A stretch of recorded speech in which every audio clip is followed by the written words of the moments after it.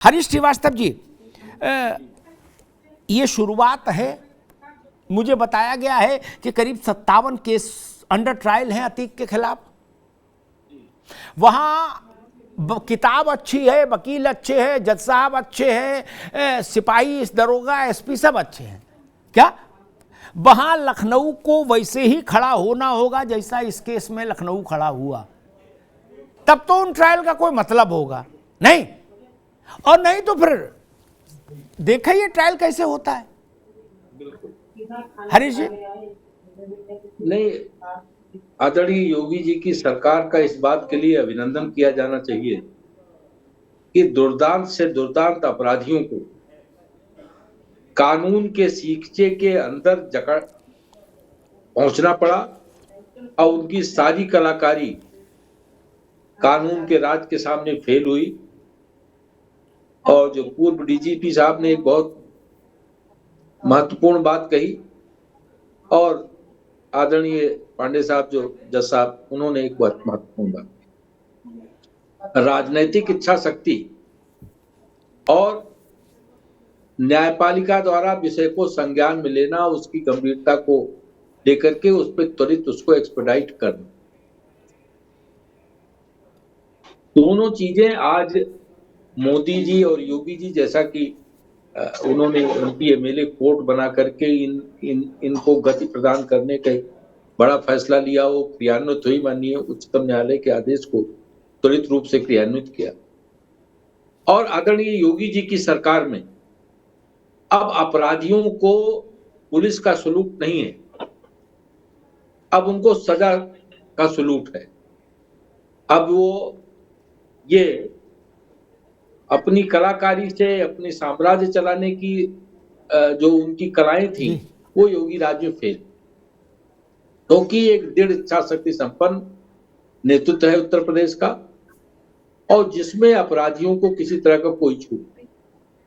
Samajwadi party के मित्रों को जरूर कष्ट होता है और ये उसके सापेक्ष कुछ बातें कह के उसको कमतर करने का प्रयास करते हैं, लेकिन वास्तविकता यही है कि इन लोगों को सबसे सर्वाधिक अगर खाद पानी देने का काम किसी ने किया, किसी कार्यकाल में सबसे ज्यादा ये समृद्ध हुए, तो वो था समाजवादी पार्टी की सरकारें, और उनके कार्यकाल में ये हुआ। हरी जी, केवल कार्यकाल में नहीं हुआ, ऑफिशियली सपा के टिकट पर अतीक और उसका भाई अशरफ दोनों चुने गए। हाँ, इसलिए उसमें कोई लाग लपेट की तो बात ही नहीं, तो सीधे ही था ही। हाँ, सबसे ज्यादा मदद इन लोगों ने की। मुझे एक वाकया याद है जी। एक हीनियस क्राइम हुआ था आजमगढ़ में, और एक विधायक ने, तत्कालीन विधायक ने किया था जो समाजवादी पार्टी के थे उस समय, और आदरणीय मुलायम सिंह यादव जी उस समय माननीय मुख्यमंत्री थे। उन्होंने अपनी कार में, वो जेल न जाए, उस कार में बैठा के विधानसभा लेके गए। तो यही सब कारण रहे जिसके कारण ये माफिया राज इतना फला फूला पनपा। जी, निर्मल कौर जी, आपका तजुर्बा हम लोगों से ज्यादा है इस फील्ड में, स्वाभाविक है। मुझे ऐसा लगता है कि अपराधी का सबसे बड़ी ताकत उसका खौफ होता है, और अगर आप उसका जलूस निकाल दें एक बार, और कॉमन आदमी देख ले कि इसका भी जलूस निकल सकता है, तो उसके जो खौफ का जो इमारत होती है वो भरभरा गिर पड़ती है, तो बाकी चीजें फिर अपने आप ठीक होने लगती हैं। एम आई राइट? एकदम जी सही लकीर पे चलाती है, और वही चीज पुलिस में भी काम करती है। जब तक पुलिस का खौफ काम करता है, लोग भय खाते हैं, अपराध की नहीं करते या अपराध करते समय डरते हैं। और यहाँ अतीक अहमद ने एक पैरेलल अपना एक साम्राज्य ऐसा स्थापित कर लिया था कि पुलिस से ज्यादा खौफ उसका था। पूरी जनता में, गवाहों में, वकालत में, हर जगह, हर फील्ड ऑफ पब्लिक लाइफ में उसका खौफ था, और उसको राजनीतिक संरक्षण भी प्राप्त था, जैसा कि अभी विचार विमर्श हुआ है। अब देखना ये है, अगला कदम ये है कि यही जो साम्राज्य वो बाहर चला रहा था, कहीं जेल में बैठ के ना चलाए। हमने देखा है लॉरेंस बिश्नोई चला रहा था, जो मर्डर हुआ वहां पर लॉरेंस बिश्नोई ने जेल में बैठ के मर्डर करवाया। बहुत सारे क्रिमिनल्स हमने देखे, बड़े बड़े माफिया, जो कि जेल में इसलिए रहना चाहते हैं कि एक तो वो एलिबाई है कोई उनको पकड़ नहीं सकता, वो तो जेल में सुरक्षित बैठे हैं, राइवल गैंग भी उनको कुछ नहीं कह सकते, और वो वहां से अपना साम्राज्य चला रहे हैं। हमने ये भी देखा है कि मुख्यमंत्री लोग हमारे जेल में रहते थे और उन्होंने सरकारें चलाई, ऐसा भी हमने इस देश में देखा। तो जेल से साम्राज्य चलाए या जेल से सरकार चलाए या जेल से पैरेलल क्राइम का एम्पायर चलाए, ये हमको नहीं होने देना है। अभी हमें जेलर साहब ने काफी बातें बताई, पर वास्तविकता वो धरातल पे है नहीं। वो कहते सीसीटीवी लगे, टेक्नोलॉजी इतने एडवांस है। अभी बहुत हाल फिलहाल में भी जो बड़ी बड़ी जेलें हैं, देश की जो नामी जेलें हैं, उनमें भी क्या क्या नहीं हो रहा, क्या बताएं। ठीक बात, बहुत अच्छी बात कही निर्मल जी आपने। वाजपेयी जी, खबर आई कि जो उमेश पाल की हत्या हुई, जिसके वीडियो आपने भी देखे होंगे, बम ऐसे चला रहे हैं ये अपराधी जैसे लड़की की विदा में बतासे नहीं फेंकते पीछे, ऐसे झोलस निकाल के, ठीक, बिल्कुल सही। वो बताया गया फेस टाइम होता है कोई मोबाइल में, है उस पर बात करता था अतीक जेल से, और इन सारे अपने गुर्गों को शिक्षा दीक्षा देता था। ये बड़ी खतरे वाली बात है जो निर्मल कौर जी कह रही हैं। इसी बात में कह रहा हूं, मान लीजिए जेल हो गए, जेल के बाद भी वो उमेश पाल की हत्या का करवाई ना, नेम्ड है ना, और वैसे ही कार्यक्रम जारी रहे, तो फिर उस जेल का क्या करेंगे वाजपेयी जी? हाँ, बात तो सही कह रहे हैं, लेकिन हमको अभी समय इस यहाँ यूपी में तो उम्मीद बहुत कम है। सरकार बहुत वो है, सख्त है, और इनमें किसी अधिकारी की हिम्मत तो पड़नी नहीं चाहिए, मेरी समझ तो नहीं पड़नी चाहिए। जहां तक मेरा अनुमान है कि अधिकारी कोई हिम्मत करेगा नहीं, अपनी जान बचाने के लिए हर तरह का प्रयास करेगा, उस बिल्कुल अलग सिक्योरिटी में रखेगा वो चाहे कैसे भी रखे, लेकिन उनको रखेगा अलग ही, उनको मिलने नहीं देगा किसी से। तो इसलिए ये संभावना बहुत कम है कि वो इस तरह कोई क्राइम वो चला पाए। दूसरा, अभी सजा पड़ गई है, तो एक बहुत बड़ी बात होती है, जब किसी को सजा पड़ जाती है तो वो आदमी ऊपर से बिल्कुल जमीन पर कूद आता है, उसका मारल इतना डाउन हो जाता है कि वो उसके समझ में नहीं आता अब क्या होगा, क्योंकि उसको एक रास्ता खुल गया ना आगे निकलने का। अगले पड़ जाए, फिर अगली पड़ जाए, फिर अगली पड़ जाएगी, तो सजा और फिर आजीवन का मतलब तो आजीवन ही होता है। वो भले ही हम लोग 20 साल मान के उसका कैलकुलेशन करते हैं, लेकिन 20 साल होती नहीं, आजीवन मतलब आजीवन ही होता है। तो अब अगर एक दो केस वैसे पड़ गए तो बस ये निपट गए फिर, और फिर ये बाहर निकल नहीं पाएंगे, करेंगे क्या? सीबी पांडे साहब, मुझे लगता है कि मनोविज्ञान से बड़ी कोई चीज नहीं, बाकी किताबें, कायदा, कानून सब बहुत बाद में, मनोविज्ञान का असर बहुत रहता है और लंबे समय तक। मैंने अतीक को पुलिस वैन से, जेल वैन से, पुलिस वैन से उतरते पहले भी देखा, आपने भी देखा होगा, स्वाभाविक है। ऐसे उतरता था, चारों तरफ मंत्री की तरह मुआयना, कोर्ट में पेशी देखी, आईपीएस स्तर के अधिकारी बिल्कुल चिंटू बने चल रहे हैं पीछे पीछे, जय हिंद सरकार करते हुए, वो ऐसे क्या। पहली बार मैंने अतीक को जेल वैन से उतरते देखा तो उसकी टांगें शिवरिंग कर रही थी, चेहरा स्याह था, धुआं धुआं जिसको बोलते हैं। ये एक शुभ लक्षण है, मुझे लगता है कम से कम सामान्य लोगों में निर्भयता यहीं से आती है, बाकी चीजें बात की हैं। पांडे जी ठीक कह रहा हूं? देखिए, ये जब बिल्कुल आप बात सही कह रहे हैं, लेकिन ये आप समझिए कि उत्तर प्रदेश हो या कोई प्रदेश हो, कोई प्रदेश हो, और यहाँ पर अपने देश की बात असल मैं कर रहा हूँ, इसलिए नहीं कोई प्रेजुडिस नहीं हो कि किसी के एक मुख्यमंत्री के खिलाफ कर रहा हूँ। इस देश में जो रूल ऑफ लॉ है, उस रूल के क्या पूरी हमारी जो तंत्र है, चाहे आप एक कैदी के लिए, अपराधी के लिए क्या 3 तंत्र है, न्यायालय, जेल, पुलिस, यही 3 तंत्र है जिससे कि अपराधी को आप नियंत्रित कर। अदालत को वो अपने ठेके पर समझता है कि वहां तो गवाह पहुंच ही नहीं पाएगा, और मैं भी नहीं पहुंचूंगा, मर्जी है मेरी पहुंचूंगा, मर्जी है नहीं पहुंचूंगा। और क्यों?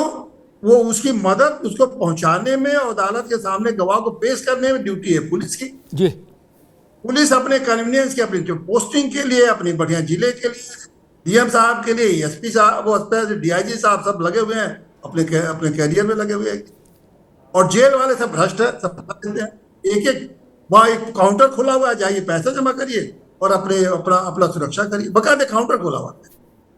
अब ये तीनों चीजों में मैं तो नहीं समझता कि कोई अतीक के मामले के बाद कोई बड़ा सुधार हो जाएगा। इसको सुधार करने के लिए अगर बिल्कुल संकल्प ले ले, और निश्चित रूप से चीफ मिनिस्टर को ही संकल्प लेना पड़ेगा, चाहे वो चीफ जस्टिस से बात करे, चाहे जेल की अपने ठीक करे या पुलिस को ठीक करे और रूल ऑफ लॉ पर करे। अगर देखिए बितार साहब, अगर रूल ऑफ लॉ के प्रति किसी भी मुख्यमंत्री का समर्पण होगा हृदय से, दिल से, तब तो चीजें सुधरेंगी।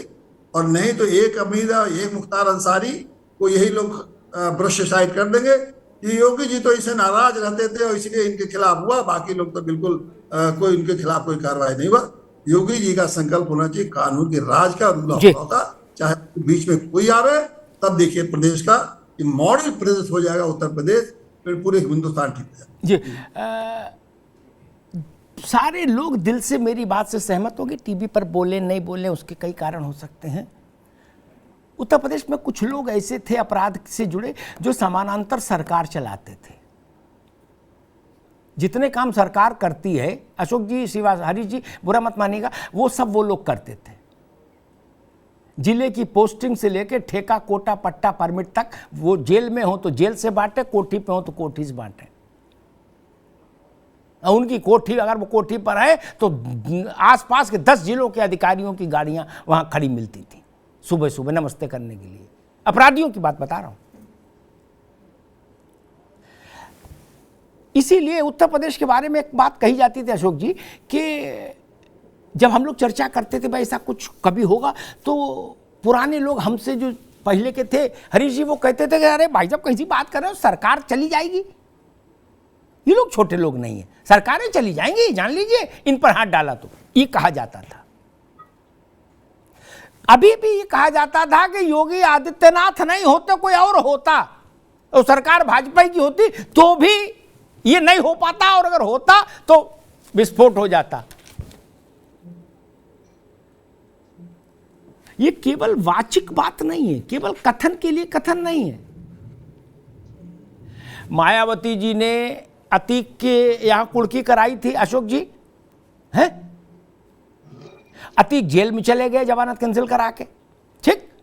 जब इलेक्शन अनाउंस हो गया तो निकले, मूंछों ताव दिया, चमेली का तेल लगाया, अपना फिर जय हो गई, ठीक।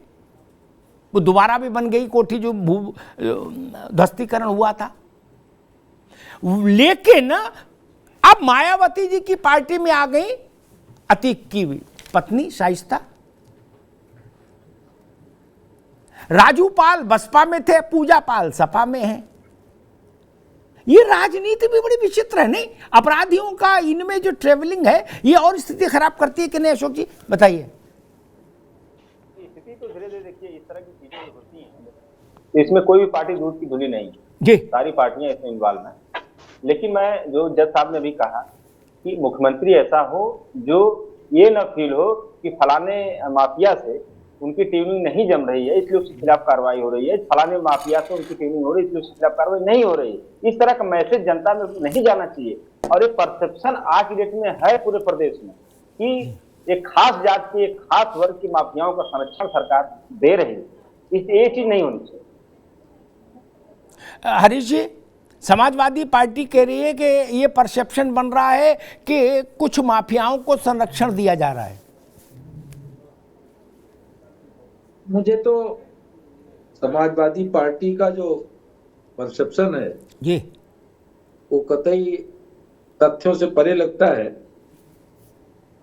समाजवादी पार्टी स्वतंत्र है अपना परसेप्शन रखने के लिए, मैं उस पर कोई टिप्पणी नहीं कर सकता। लेकिन मैं इतना जरूर कहूंगा कि योगी जी की जो प्रतिबद्धता है वो उत्तर प्रदेश की जनता उसको देखती है और उसको हृदयंगम करती, इसीलिए उनके साथ खड़ी, इसीलिए भाजपा के साथ खड़ी जी। आज अगर योगी जी के नेतृत्व की चारों तरफ सराहना होती है तो उनका जो कमिटमेंट है उसको लेकर के कि उन्होंने अगर संकल्प लिया कि भाई अपराध मुक्त उत्तर प्रदेश के लिए वो काम करेंगे, भ्रष्टाचार मुक्त उत्तर प्रदेश के लिए काम करेंगे, तो उन्होंने अपने लक्ष्य के प्रति कोई शिथिलता नहीं बरती किसी मामले जी। लेकिन एक चीज, एक वो शेक्सपियर के नाटक की एक वो थी